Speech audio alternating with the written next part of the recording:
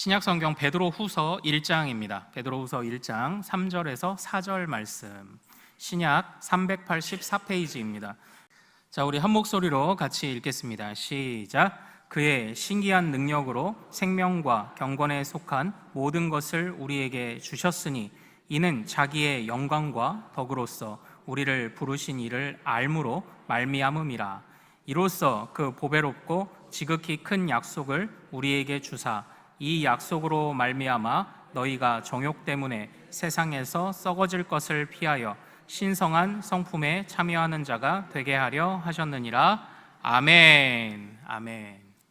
자, 오늘 우리가 함께 읽은 이 말씀을 통해서요, 회복의 동반자, 이제 마지막 시간, 네 번째 시간으로 거룩을 행하라 라는 제목으로 은혜를 같이 나누도록 하겠습니다. 우리 2월의 첫 주죠. 우리 같이 한번 따라해 볼까요? 주여 2월에도 거룩하게 하옵소서. 우리 제목으로 한 달을 또 살아가시는 우리 성도님 되시기를 소망합니다. 제가 이전에 이제 부교육자 생활을 하고 그때에 이제 성경 공부들, 뭐 성장반, 제자반 이런 성경 공부반을 인도했던 경험이 있어요. 그때 이제 어떤 교재, 정해진 교재가 이제 주제별로 이렇게 생각해보는, 살펴보는 그런 교재였습니다. 그래서 뭐 기도는 무엇이냐, 거룩은 무엇이냐, 믿음은 무엇이냐, 뭐 성부, 성자, 성령은 어떤 분이시냐, 이렇게 주제별로 살펴보는 그런 그 성경 공부를 진행한 적이 있었습니다. 그런데 정확하게 기억나는 것이 기도에 관한 주제를 생각해보는 그런 시간이었어요. 그럼 대부분의 성경 공부 교재가 그렇듯이 기도란 무엇입니까? 어떻게 생각하십니까? 그러니까 뭐 기도는 호흡이다, 주님과의 대화다 얘기를 하고, 그러면 성경은 기도를 무엇이라 말합니까? 해서 뭐 성경 구절 찾아보고 이제 이런 흐름으로 나아가잖아요. 그렇게 이제 1시간 반 정도를 진행을 하고, 자, 이제 마지막 한 말씀씩 돌아가면서 이제 합시다, 기도 제목 나눕시다, 이렇게 했는데, 그때 한 분이 이런 말씀을 하시더라고요. 오늘 이렇게 기도에 대해서 살펴보고 정의를 내리고 한 것도 참 좋은데, 그런데 정작 기도를 하는 게 중요한 거 아닌가요? 이제 이런 얘기를 하신 거예요. 그러니까 뭔가 순간 약간 머리를 뭐 한 대 얻어맞은 것 같이. 그러니까 기도에 대해서 우리는 정의를 다 내리고요, 기도에 대해서 설명할 수 있을 정도의 성경 공부를 했는데, 정작 기도를 하느냐, 그 문제는 또 이제 별개의 문제였던 거예요. 물론 우리가요, 이런 지식들을 채워가는 게 잘못된 건 아니죠. 제대로 알아야 합니다. 그래서 정확하게 초점을 맞춰서, 주파수를 제대로 맞춰서 기도하고 제대로 맞춰서 신앙생활을 해야 되는 게 옳죠. 그러나 머리는 이만큼 차 있는데 아무도 그런 삶을 실제 살아내지 않는다면 도대체 그 지식이 무슨 소용이 있을까요? 저는 지난 약 한 달여를 이제 회복의 동반자, 우리 교회가 정말 그 함께 웃고 함께 우는 믿음의 공동체가 되기 위해서 우리 모두가 회복의 동반자가 되기를 소망한다는 마음에서 말씀을 권면을 드렸습니다. 첫 번째는 사랑하고 기도하는 거예요. 일단 사랑하는 마음이 생기면 관심이 가겠고요, 그리고 거기서부터 그 사람을 위해 기도하기 시작하는 겁니다. 도저히 기도하고 사랑할 수 없을 것 같은 사람을 위해서도 기도하겠다는 다짐을 해보는 거예요. 그래서 일단 시작해 보는 겁니다.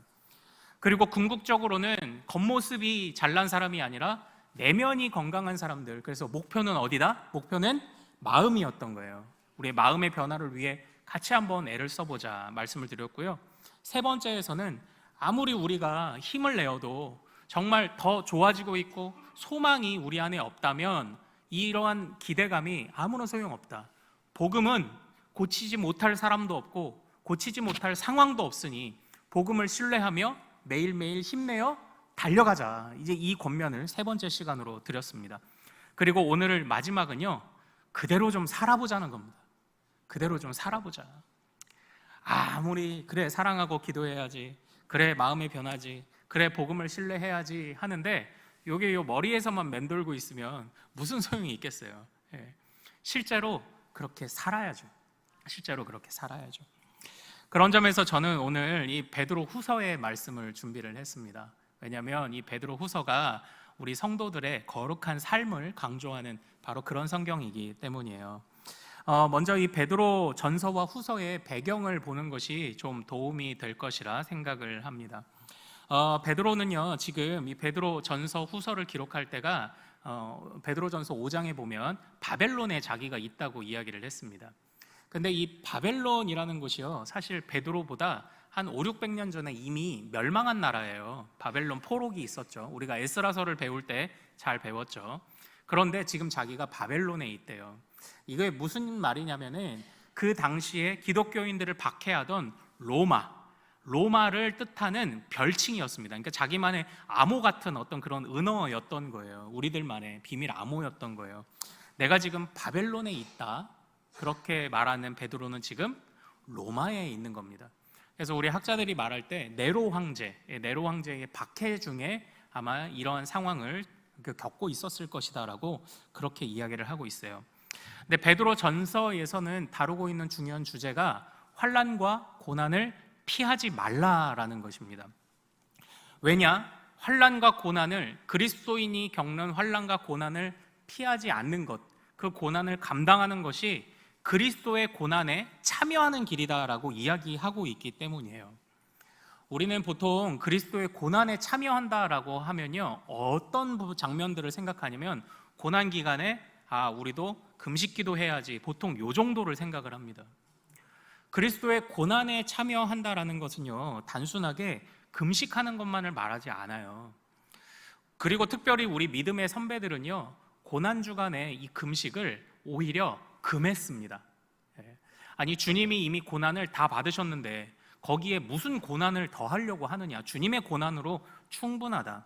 그리고 또 그 당시에 나타났던 이방인들의 모습, 믿지 않는 자들, 우상숭배하는 자들의 모습에서 좀 반발하는 그런 모습도 있었어요. 그 당시에도 나름 종교적인 그 열정도 그들도 있기 때문에 그들도 뭐 이슬람의 라마단과 같이 금욕하고 그리고 단식하고 금식하는 그런 기간이 있었습니다. 그런데 그러한 기간들을 보낼 때 이 정신은 다 사라지고 이 금식과 금욕하기 전에 성대한 파티를 열어서 마치 뱀이 큰 음식을 하나 먹으면 한 달 동안 음식 안 먹고 막 이러잖아요, 뱀이. 그것처럼 금식 기간 전에 온갖 사내의 진미와 채우고 싶은 모든 욕정을 다 채우는 그런 일들을 벌이는 겁니다. 그런 파티를 벌이는 겁니다. 그러니까 그렇게 하고 놀 거 다 놀고 먹을 거 다 먹고 하고 싶은 거 다 하고 금욕 기간을 거친다면 이게 모순이잖아요. 너희는 그렇게 신앙생활 하지 말아라. 그래서 우리 믿음의 선배들이, 종교개혁가들이 고난주간에 금식 말고 고난받으신 주님의 말씀을 오히려 묵상하라고 이렇게 권면을 하기도 했었습니다. 그런데 중요한 거는요, 그런 것만이, 금식이 다 필요 없다고 말하는 것 아닙니다. 금식에 본질이 있어요. 그 본질을 지키지 않는 그런 것들 말고, 그리고 그 금식만으로 그리스도의 고난을 다 설명할 수 없어요. 베드로는 분명히 이야기합니다. 너희가 세상에서 그리스도인으로 겪는 환난과 고난을 피하지 말아라. 그게 너희가 그리스도의 고난에 참여하는 길이다라고 그렇게 이야기를 하고 있습니다. 차라리 믿음으로 인한 고난을 달게 받으라라고 얘기하고 있어요. 왜 그런 줄 아십니까? 거룩하게 살고자 하기 때문에 고난이 있는 거예요. 그런데 세상은 거룩하지 않기 때문에 거룩한 자들에게 고난을 행하는 겁니다. 그러므로 끝까지 세상에서 믿음 지키고 끝까지 고난을 견디고 이겨내는 자가, 이게 정말 그리스도와 하나 된 자요, 그리스도와 연합한 자고 그리스도의 고난에 참여한 자라고 지금 이야기를 하는 겁니다. 그러니까 거룩하게 살아라. 그리고 저들과 구별되이 살아라. 거기서 오는 고난도 두려워하지 말아라. 지금 이런 이야기를 하는 거예요. 우리가 전쟁이 벌어지면 중요한 원칙이 있죠. 전쟁의 중요한 원칙이 뭐가 있을까요? 뭐 속전속결이요? 아니면은 빨리 적진의 심장부를 타격한다? 그런 것도 있을 수 있겠죠. 중요한 거는요, 아군에게 총뿌리를 겨누지 않는다예요. 이게 우선 가장 중요한 원칙 아닙니까? 같은 편을 공격하지 않아요. 그러므로 세상이 우리에게 고난을 준다는 것은 이미 세상이 우리 편이 아니라는 걸 드러내주는 거죠. 어제 굉장히 제가 참 어이없으면서도 불쾌하고 기가 막힌 일이 하나 있었습니다. 점심을 먹고 왔는데 저희 사무실 문을 열었을 때 뭐가 하나 툭 떨어져요. 손으로 쓴 편지였습니다. 그런데 보자마자 알았어요. 요즘 자꾸 저희 그 교회 차 와이퍼에다가 누가 자꾸 손편지를 껴놔요. 근데 처음에는 제가 이제 손편지를 썼구나. 신천지였습니다. 그래서 하나님과 성경에 관해 토론하고 싶습니다. 그리고 아예 밝혀요. 그리고 이제 처음에는 야, 얘네들 되게 정성스럽게 하네 이렇게 생각했는데, 이게 계속 같은 메시지로 계속 오다 보니까 이제는 얘네도 별로 그냥 시켜서 하는 거구나, 제가 이제 이런 생각을 좀 했는데, 그래서 이제 받자마자 이제 버리죠. 사랑하는 여러분, 중요한 원칙이 있어요. 그리스도인은 그리스도인을 전도하지 않아요. 그리스도인을 전도하는 세력들은 그게 스스로가 이단임을 드러내주는 겁니다. 스스로 이단임을 증명하는 거예요. 이것처럼 같은 편은 같은 편을 공격하지 않거든요. 그래서 이제 이런 어제 신천지들이 이제 우리 차에다가 꼽는 것만이 아니라 이제 교회 안에도 들어온다는 얘기잖아요. 하여튼 진짜 별일이 다 있습니다. 요즘은 자기들 드러내죠. 어쨌든 핵심은 똑같아요. 우리가 세상과 같은 편이 아니기 때문에 우리가 공격을 받을 수 있어요. 근데 그걸 피하는 게 아닙니다. 왜냐하면 우리는 다른 편이기 때문이에요. 이제 거기에 맞서 싸워야 되는 거죠. 그래서 이것이 베드로 전서의 말씀입니다. 환난과 고난을 피하지 말아라. 그대로 너희에게 주어진 달려갈 길을 달려가라. 그대로 너희가 그 삶을 살아내라 라고 이야기를 하고 있습니다. 그리고 베드로 후서는요, 이제 교회 내에 침투해 들어온 이단들에 대항하여 베드로 사도가 쓴 권면의 말씀이에요. 그 당시에 어떤 이단들이 있었냐면 영지주의자라고 하는 이단들이 있었습니다.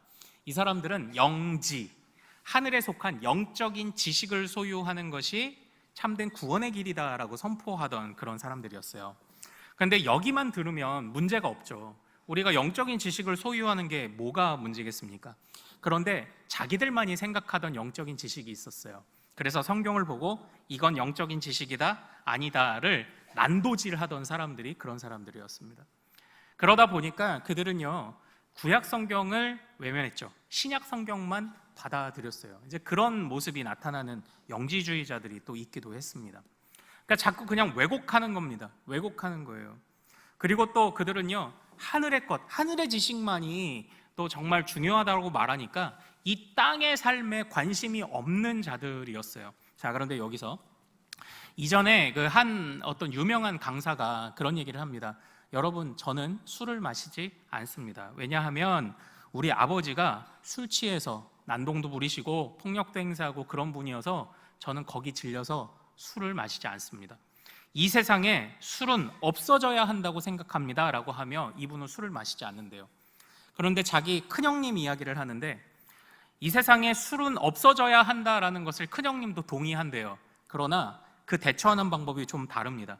이 세상의 술을 다 먹어 없애버리겠다는 듯이 그 형님은 이제 술을 먹는다는 거예요. 이게 농담만으로 이제 이야기를 한 거지만, 근데요, 이 영지주의자들이 좀 이런 모습인 거예요.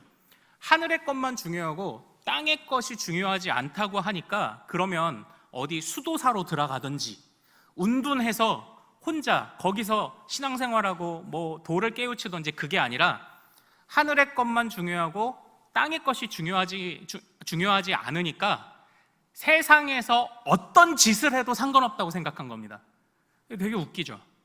땅의 것은 중요하지 않기 때문에 어떻게 살든지 상관없다고 말했던 거예요. 이게 요즘 보면요, 구원파하고 약간 비슷해요. 구원파 이단하고 교리가 비슷해요. 구원파 이단이 내세우는 바가 뭐냐면요, 야, 한 번 구원받았는데 회개할 필요 없어. 너는 그냥 천국에 가는 거 따놓은 당상이야. 이렇게 얘기하는데 이게 구원의 점진성, 빌립보서에서 구원을 이루어가라고 하는 구원의 점진성을 외면하는 그런 이단의 그런 이론들 아닙니까? 우리가 구원의 확신을 가져야 하는 건 맞아요. 그런데 구원의 믿음과 그 확신은, 우리의 구원은요, 자라가는 거예요. 이걸 동시에 우리가 붙잡아야 되는데 영지주의자들이 그렇게 살았던 겁니다. 그러니까 그들은 한마디로 도덕적으로 타락한 거예요. 도덕적으로 타락했어요. 근데 사랑하는 여러분, 우리도 이단들을 따르는 건 아니지만 자칫하면은 정말 우리도 미련한 신앙생활을 할 수가 있습니다. 오늘날요, 우리 청소년들이 최근에 이제 제가 CBS인가를 보다가 CBS 뉴스에 나왔어요. 청소년들의 복음화율이 4.8%래요. 청소년들의 복음화 4.8%는요, 이건 선교지라는 겁니다. 사랑하는 여러분, 우리 한국교회는 지난 수십 년을 그렇게 많이 예배 드렸고요, 그렇게 많이 기도했는데 우리 자녀들을 선교지를 만들어 버렸어요. 왜 그럴까요? 한국교회가 계속 받고 있었던 비난이 무엇입니까? 삶이 없다는 거잖아요. 삶이 없다.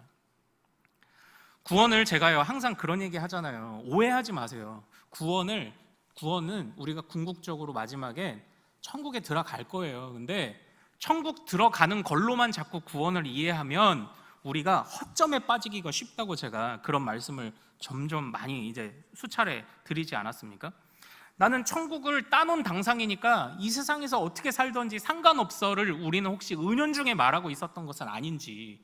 그러나 오늘 이 베드로 사도는 너희가 신앙생활하고 하늘의 지식도 너희가 필요하고 하는데 너희 혼자 은둔해서 살아가라고 말하는 게 아닙니다.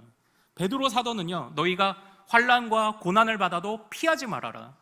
이단들의 공격이 있고 그들이 너희에게 이상한 것들을 가르치며 도덕적으로 세상의 것은 상관없다고 말해도 너희의 현재의 삶을, 거룩하게 살아가는 삶을 절대 놓치지 말아라고 권면하기 위해 쓴 게 이 베드로서인 거예요. 그러니까 우리가 살아가는 삶의 현장에서 아는 걸 실제 살아내려고 쓴 말씀이 이 베드로 전후서라는 겁니다. 머리만 이렇게 커져가지고요, 가분수가 돼가지고 진짜 이게 머리는 이만큼 큰데 실제 살아내지 못한다면 무슨 소용이 있을까요? 그런데 베드로 사도는요, 그렇게 하지 말라는 겁니다. 고난 당해도 그것이 우리가 받는 고난이 우리가 하나님의 편이라는 것을 증거해 주는 것이기에 뛰어들어가라. 그리고 세상에 야 나도 저렇게 살고 너도 저렇게 살고 괜찮아 라고 말하며 도덕적으로 무너져 있는 세상 가운데 너희가 거룩하게 삶으로 너희가 세상에 속하지 않았다라는 것을 너희가 보여줘라. 너의 삶의 현장들이 다양한 현장, 각자 주신 은사와 재능, 삶의 현장들, 직장 다 다르지만 그곳을 포기하지 말라는 거예요. 그곳에서 거룩하게 살아가라고, 거룩하게 행하라고 권면하는 게 지금 이 베드로가 우리에게 주고 있는 바로 그런 권면입니다. 제가 이제 그 유튜브를 통해서 이제 가끔 뭐 추천하는 우리 정말 믿음의 선배들의 설교들이 있어서 가끔 듣는데, 얼마 전에 우연히 이제 오카논 목사님의 설교를 듣게 된 거예요. 오카논 목사님이 서두에 이렇게 시작을 하시더라고요. 저도 이전에는 구원을 그냥 단지 천국 가는 문제로 많이 가르쳤고 했는데 이게 목회를 수십 년간 하다 보니 구원이라는 것이 그렇게 간단한 문제가 아니라는 것을 절감했습니다. 구원은 우리가 예수 그리스도를 닮아가는 겁니다. 구원은 우리가 정말 다시 잃어버렸던 하나님의 형상을 되찾아 참된 인간이 되는 것입니다. 이렇게 표현을 하신 거예요. 잘 한번 생각해 보십시오. 제가 누차 말씀드리는 주님이 우리를 그냥 오셔서 고난 받으셨고 십자가에 달려 죽으셨고 부활하셔서 그냥 우리를 천국 가게만 하셨다면 우리는 이 자리에 앉아 있을 필요가 없어요. 그냥 이번 주에 다 주님 떠났어야 됐던 거지. 다 저 천국에 떠났어야 됐던 거지. 근데 주님이 왜 공생애 3년을 사셨냐고요. 그 공생애를 통해서 주님이 무엇을 말씀하시고자 했느냐는 겁니다. 바로 무너진 곳이 회복될 수 있음을, 세상이 미워해도 고난을 견뎌낼 수 있음을, 어지러운 중에도 거룩하게 살아갈 수 있음을 주님이 그 3년 동안 보여주시고 훈련시켜 주신 거잖아요. 그래서 우리 보고 신앙생활 하면은 다 수도원 들어가요? 가끔 기도원 가지 그냥 다 은둔하고 저 산속으로 갑니까? 아니에요. 우리의 사역의 목표와 우리의 삶의 자리는 지금 우리가 살아가고 있는 그 현장입니다. 거기를 살아가는 거예요. 거기를. 교회 안에서만 머무는 신앙생활도 아니에요. 저기 멀리 떠나서 운둔해 있는 신앙생활도 아니에요. 우리가 일주일을 살아가는 그 현장, 그 현장을 어떻게 거룩하게 만들 것이냐, 이게 우리 믿는 자들의 숙제라는 것입니다. 우리가 어떻게 주님과 닮을 것이냐. 그리고 제가 복음을 뭐라고 했죠? 복음은 주님이, 하나님이 다스리신다라는 기쁜 소식이다. 그 다스리심을 받는 자는 어떻게 됩니까? 주와 동행하는 거죠. 믿음은 주에서 주님과 동행하는 거예요. 복음은 주님이 다스리시는 거고요, 주님 다스리심 아래에서 그 지도를 받아 내가 주님과 동행하는 게 이게 믿음이다라는 겁니다. 오카논 목사님도 이 이야기를 하시는 거예요. 그래서 오늘 이 베드로후서 1장에 이제 오늘 본문으로 한번 들어와 보겠습니다. 그래서 베드로가 이야기하고 있는 중요한 말씀을 우리 1장 베드로후서 1장 3절을 한번 같이 읽어보겠습니다. 자, 시작. 그의 신기한 능력으로 생명과 경건에 속한 모든 것을 우리에게 주셨으니 이는 자기의 영광과 덕으로서 우리를 부르신 이를 알므로 말미암음이라. 아멘. 여기서 우리를 부르신 이를 알므로라고 설명하고 있죠.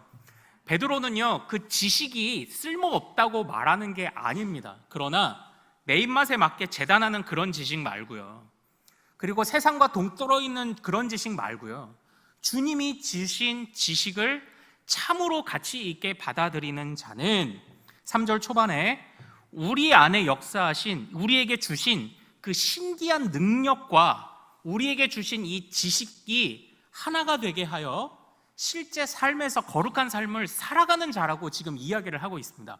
자, 그런데 여기서 퀴즈. 신기한 능력이 뭘까요?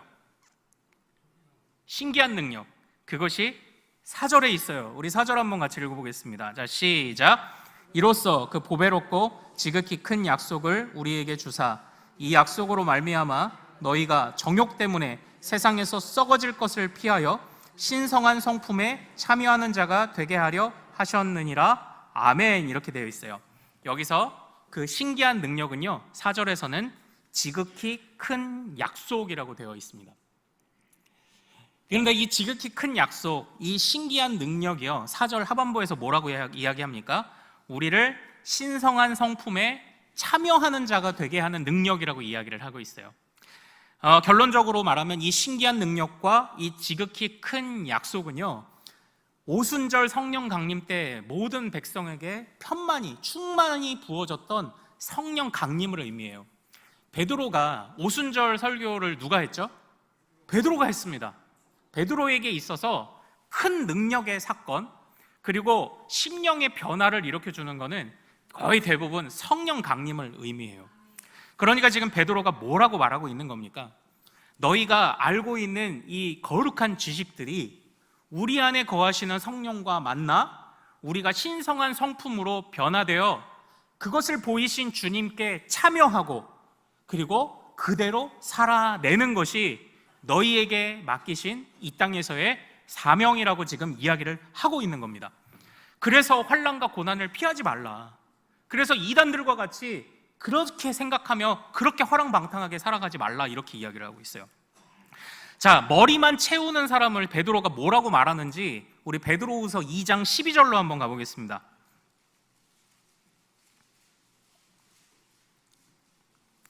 베드로후서 2장 12절 같이 한번 읽어보겠습니다. 자, 시작. 그러나 이 사람들은 본래 잡혀 죽기 위하여 난 이성 없는 짐승 같아서 그 알지 못하는 것을 비방하고 그들의 멸망 가운데서 멸망을 당하며, 여기서 아주 정말 그 마음을 힘들게 하는 표현이 하나가 등장을 하죠. 머리만 그렇게 채우고 살아가는 자들을 뭐라고 말합니까? 그들이 지식을 가졌다고 말하지만 실제 그들은 이성 없는 짐승이라고 이야기를 하고 있는 겁니다. 그들이 가지고 있는 지식도 왜곡됐고, 또한 참된 지식을 가졌다 하더라도 우리 안에 거하시는 그 성령으로 그것을 풀어내고자 하는 그 갈망이 없는 자들을 이성 없는 짐승, 그들이 지식이 있는 것 같다 말하지만 실제로는 지각 없는 짐승이라고 이야기를 하고 있는 게 이 베드로 사도의 그런 권면인 거예요. 그래서 베드로 사도는요, 우리가 가지고 있는 이런 주님이 주신 은사와 재능들, 또는 성령 부어주심과 지식들이 정말 제대로 제 위치에서 그것이 움직이고 그 열매를 거둬내기를 바라는 마음을 다시 1장으로 넘어와서 5절부터 7절에서 이렇게 말하고 있습니다. 자, 우리 5절부터 7절 같이 한번 읽겠습니다. 시작. 그러므로 너희가 더욱 힘써 너희 믿음의 덕을, 덕의 지식을, 지식의 절제를, 절제의 인내를, 인내의 경건을, 경건의 형제 우애를, 형제 우애의 사랑을 더하라. 아멘. 이거예요. 너희가 가진 지식을 제대로 성령의 도우심과 함께 신성한 성품으로 참여하여 이렇게 살아내라. 근데 잘 보십시오. 믿음이요, 중요해요. 그런데 어떤 믿음이어야 합니까? 덕이 있는 믿음이죠. 이게 덕은 뭘까요? 이 영지주의자들의 그 반대되는 개념으로 생각하면 쉽습니다. 그러니까 너희가 도덕이 있어야 된다. 너희가 믿음이 있어야 되는데 믿음 부르짖는 것이 아니라 너희 안에 신성한 성품이 있어야 한다라는 것을 의미해요. 그런데 이 신성한 성품에 더욱더 이 성품이 자랄 수 있도록 양분을 주랍니다. 그 양분이 뭡니까? 덕에 지식을 이해요. 예. 주님께서 말씀하시는 것들을 너희가 잘 채워서 그 덕이 더욱 견고하고 성숙하게 해라. 그런데 이 머리만 채우는 이 지식, 이것을 우리가 지식을 알고 하면요, 자랑도 하고 싶어지고요, 이것을 뽐내고도 싶어집니다. 그래서 지식에는 뭐가 필요하죠? 절제가 필요해요. 그런데 이 절제가 단순하게 우리가 예배의 자리를 채우는 것이 예배가 아니죠. 그것처럼 절제라는 행위를 위한 행위가 아니라 그 안에 참된 소망을 담은 인내를 담아라고 이야기를 하고 있는 겁니다. 그런데 그 인내도요, 단순하게 참아내고 끝내는 게 아니라 그게 너희의 믿음의 성장까지 가야 한다라고 지금 이야기를 하고 있어요. 그래서 지금 믿음, 덕, 지식, 절제, 인내, 인내의 경건을, 그리고 이 모든 것을 아울러 어떻게 해요? 형제의 우애와 이웃 사랑으로 나타나야 되는 거죠. 그러니까 이 믿음의 성숙의 줄기를 한번 보십시오. 믿음은 어디 동떨어져 있는 채에서 그냥 내가 혼자 기도한다고 생기는 게 아닙니다. 믿음을 가지고 삶의 현장으로 뛰어들어가야 되는 거예요. 아는 대로 살아내야지 거기까지가 진짜 믿음이죠. 믿음으로 시작해서 사랑까지 자라가야 하는 것입니다. 그게 균형 잡힌 신앙이라고 이야기를 하고 있는 게 지금 이 베드로의 권면인 거예요. 근데 사랑하는 여러분, 제가 이전에 봤던 어떤 드라마에 의사들을 이야기를 그린 드라마인데 실제 있었던 일들을 많이 참고를 했대요. 그때 한 남자 환자가 있는데 간이식 전문 의사가 이렇게 이야기를 합니다. 아버님, 이제는 저한테 오지 마세요. 저 아버님 진료 안 할 거예요. 이렇게 얘기를 해요.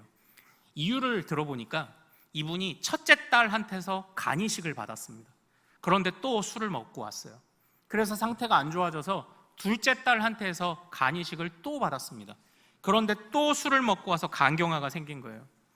이러고 나니까 이 의사가요, 그 사람을 스스로 포기해 버렸습니다.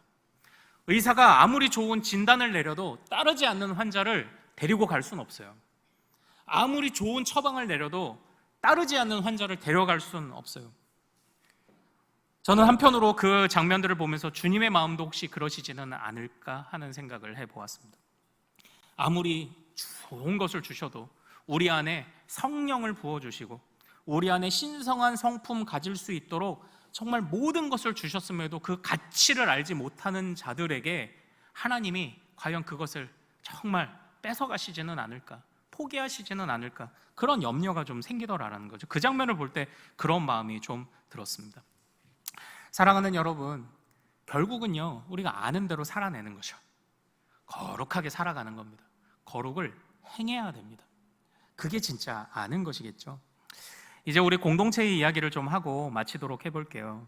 우리 이제 성도님들과 이야기를 하다 보면요, 다들 공동체에 대한 마음도, 주님을 향한 마음도 다들 마음이 있으신데 제가 어떤 느낌을 받냐면 이게 말할 수 없는 어떤 이 선이 있는 것 같아요. 머뭇거리게 만드는 요 선, 요거 하나를 이렇게 한 발을 톡 뛰어넘으면 금방이라도 달려갈 수 있을 것 같은데 요 선을 뛰어넘지 못하는 것처럼 느껴지는 때가 많이 있었습니다. 그러나 사랑하는 여러분, 이제는 움직여야 할 때예요. 이제는 살아내야 할 때입니다. 절대 기도하지 못하고 사랑하지 못할 것 같은 사람을 이제는 품어야 하고요, 절대 변화될 것 같지 않던 그 마음조차도 주님께 내어놓아야 하고요, 매일 그냥 흘러가던 삶이 아니라 복음을 신뢰하는 삶, 고치지 못할 사람과 고치지 못할 상황이 없음을 신뢰하고 이제는 움직여야 할 때입니다. 이 선을 하나만 넘으면 주님께서 또 우리에게 시온의 대로를 분명히 열어주실 것이라고 믿으시기를 소망합니다. 저희 아이들을 어릴 때 보면요, 이제 장난감을 좋은 걸 사줘도 오래 못 갖고 놀아요. 실증을 냅니다. 그런데 이 아이들이 이 장난감을, 똑같은 장난감도 정말 재밌게 가져노는 때가 있어요. 그게 뭐냐면 부모와는 전혀 다른 누군가가 와서 그 장난감 가지고 놀아주면 애들이 또 재밌어 하더라고요. 예를 들어서 이제 우리 보통 엄마들은 아이들하고 블록놀이 할 때도 엄마들의 관심사, 우리 집 지어보자 이렇게 하잖아요. 집에 관심 있으니까 집 지어보죠. 근데 아빠들은 던져서 맞춰보자 이제 이런다고요. 예. 이게 성향이 다르니까 같은 장난감도 가지고 노는 방법이 좀 달라지죠. 제가요, 이 기독교 신앙을 우리가 하고 있는 신앙생활을 보니까요, 이 신앙생활이 항상 반복됩니다. 그렇죠? 매 주일 와서 예배, 똑같은 예배 드리고 똑같은 거 하고 똑같은 찬양하면서 시작하고, 그리고 맨날 아침에 기도하고 뭐 말씀하고 뭐 맨날 똑같은 거 이제 하는 게 바로 우리 신앙생활 아닙니까? 그런데 제가 어느 한 아이돌 가수를 훈련시키는 어떤 그 사람의 강연을 보고 느낀 바가 있어요. 그분이 이렇게 얘기를 해요. 지금은 너희가 연예인 가수가 되는 게 꿈이지. 그래서 너희들 지금 이 훈련 과정 참고 있지. 근데 너희가 이 꿈을 이루면 한동안은 좋을 거야. 근데 그렇게 꿈을 이뤘어도 맨날 이 일이 반복되면 너희가 실증이 나고 도망치고 싶고, 너희가 정말 그 마음에 정말 그 무기력을 느끼는, 우울함을 느끼는 때가 분명히 올 거야. 그런데 거기서 매일 해야 하는 일을 계속 하면 성공하고, 거기서 멈추면 그냥 넌 잊혀지는 거야. 이 얘기를 하는데요, 딱 우리 신앙생활 같아요. 매일 반복되는 일들을 꾸준히 하면요, 이게 주님의 은혜를 경험하는 거고요, 거기서 중단하면 그냥 그러다 마는 겁니다. 물론 우리는 새로운 것을 찾아서 떠나죠. 그래서 여기 집회도 가보고 저기 설교도 들어보고 막 하잖아요. 그런데 그것도 분명히 실증 납니다. 그런데 제가 교회 생활 가운데 이렇게 반복되고 똑같은 일들이 반복되지만 그래도 신앙생활을 재밌게 할 수 있는 게 뭐냐? 그게 바로 교회 안에서 새로운 관계들과 교제를 나누는 거예요. 그래서 내가 항상 친하던 사람들만이 아니라 선을 살짝 넘어서 내가 저 사람하고도 친해보고, 내가 그렇게 관계의 폭과 교제의 폭이 넘어지면, 풍성해지면, 그 선을 넘어가면 맨날 똑같은 일이 반복되는 것 같을지라도 거기서 새로운 재미를 느낄 수 있어요. 우리 아이들이 새로운 사람과 뻔한 장난감을 가지고 놀아도 재미를 느끼는 것처럼, 새로운 사람과 교제하며 새로운 사람과 대화하는 가운데 신앙의 폭이 넓어지는 겁니다. 저는 우리 교회가 그런 교회가 되기를 원해요. 그래서 기도할 수 없을 것 같은 사람 위해서도 기도하시고요, 변화되지 않을 것 같은 마음을 위해서도 간구하시고요, 그리고 변하지 않을 것 같은 상황에서도 복음을 신뢰하며 달려가시기를 소망합니다. 그때 주님이 좋은 만남도 허락하실 것이고 변화와 열매도 허락하시게 될 거예요. 그때 신앙생활이 재밌어지는 겁니다. 그때 의미를 찾게 되는 것이죠.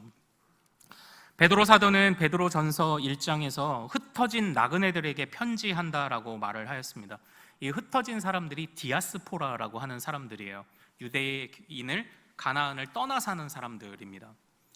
그런데 베드로가 의미하는 디아스포라는 단지 흩어져 사는 유대인만을 말하지 않아요. 아직 완성된 구원의 주님의 완전한 영광이 이르기 전까지 이 세상에 존재하는 모든 성도들을 의미하는 표현으로 흩어진 나그네라는 표현을 썼습니다.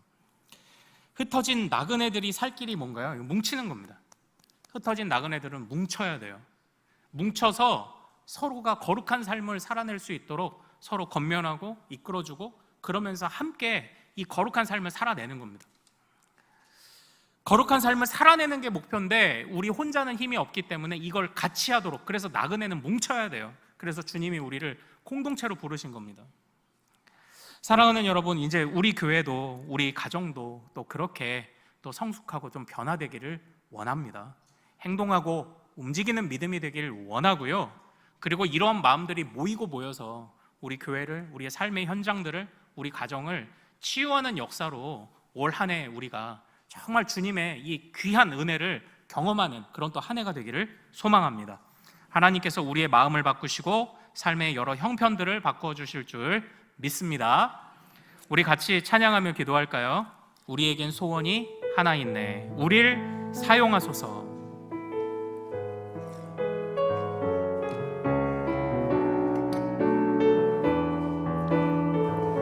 간절히 찬양합시다. 우리에겐 소원이 하나 있네, 주님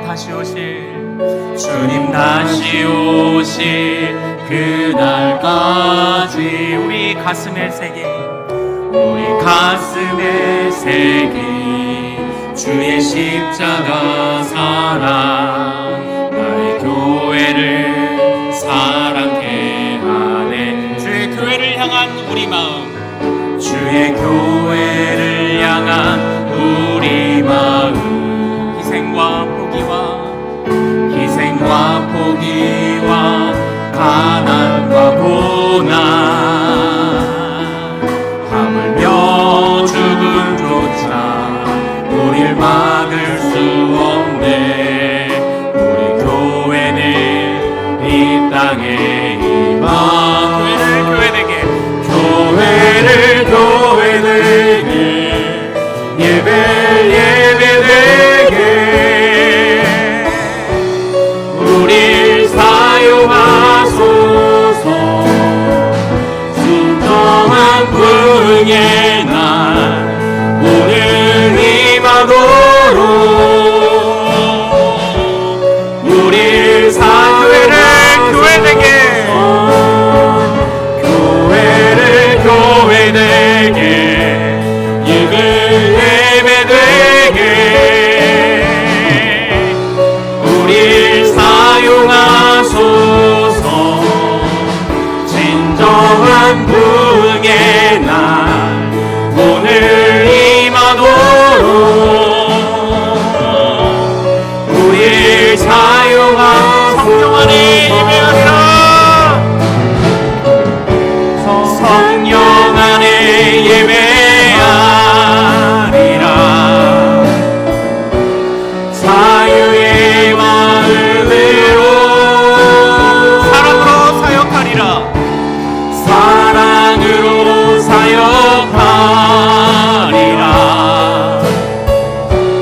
교회는 생명이니 교회를 교회되게 예배되게 우릴 사용하소서. 진정한 부흥의 날 오늘 임하도록 우릴 사용하소서. 우리 이 시간 같이 기도하겠습니다. 주여, 거룩을 말하는 자가 아니라 거룩을 행하는 자 되도록 도와주옵소서. 사랑을 말만 하는 자가 아니라 사랑하는 자가 되게 하옵소서. 기도를 말하고 분석하는 자가 아니라 기도하는 자가 되게 하옵소서. 우리 오늘 말씀 붙잡고 참으로 행동하고 실천하고 움직이는 믿음으로 내가 살고 내가 성숙하고 바른 믿음으로 나아가며 그 또한 공동체와 이 나라와 민족과 우리 교회 그리고 또한 우리 가정을 살리는 우리 자녀를 살리는 그런 믿음의 결단들이 있게 하옵소서라고 우리 주여 이름 크게 한번 부르고 말씀 붙잡고 기도합니다. 주여!